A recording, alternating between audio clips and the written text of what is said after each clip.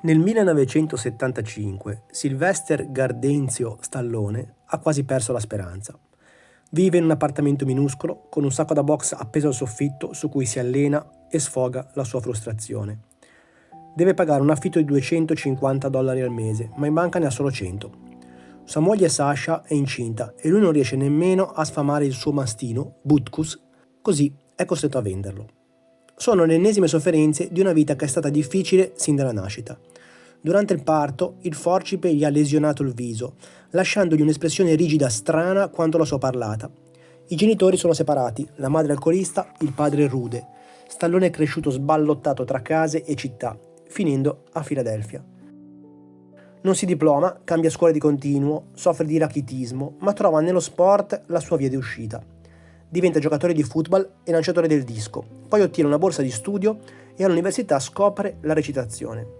Si trasferisce quindi a New York per tentare la carriera di attore, ma la realtà è dura. Lavora come guardiano allo zoo, maschera al cinema e per un periodo finisce a dormire per strada. Ogni giorno studia recitazione, ogni giorno costruisce il suo fisico, ma ottiene solo ruoli minuscoli. Sfruttando le origini italiane, va a fare i provini per Il Padrino, ma lo scartano. Così, affamato, diventa solo il protagonista di un soft porno che si chiama Italian Stallion. Poi, un giorno del 1975, Stallone va al cinema, dove proiettano un incontro di box.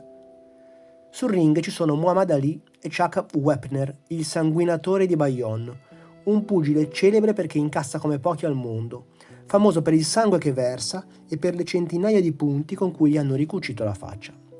Quella sera Wepner viene massacrato, ma nonostante il sangue, la fatica, il dolore, continua a combattere contro Ali e va KO solo a pochi secondi dalla fine dell'ultima ripresa.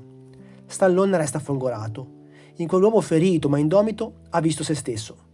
Torna a casa e in 3 giorni e mezzo scrive la prima bozza di sceneggiatura.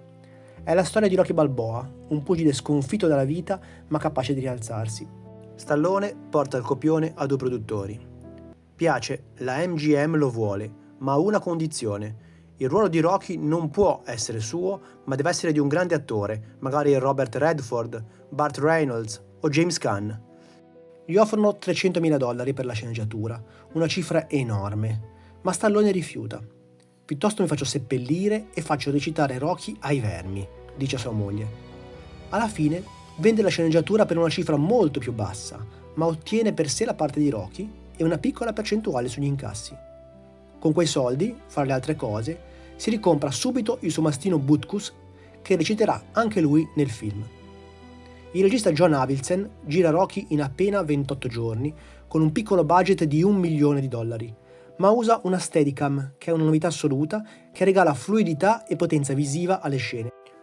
Girando in presa diretta, realizza una delle scene più celebri del film e di tutto il cinema forse, quando uno sconosciuto del mercato di Filadelfia tira un'arancia che Stallone ha la prontezza di raccogliere al volo continuando a correre. Nessuno può immaginare che Rocky incasserà $225 milioni e vincerà 3 Oscar: miglior film, miglior regia, miglior montaggio. Stallone è anche candidato come miglior attore e diventa una star mondiale. Il ragazzo affamato che dormiva per strada si trasforma nel simbolo vivente del sogno americano e del riscatto.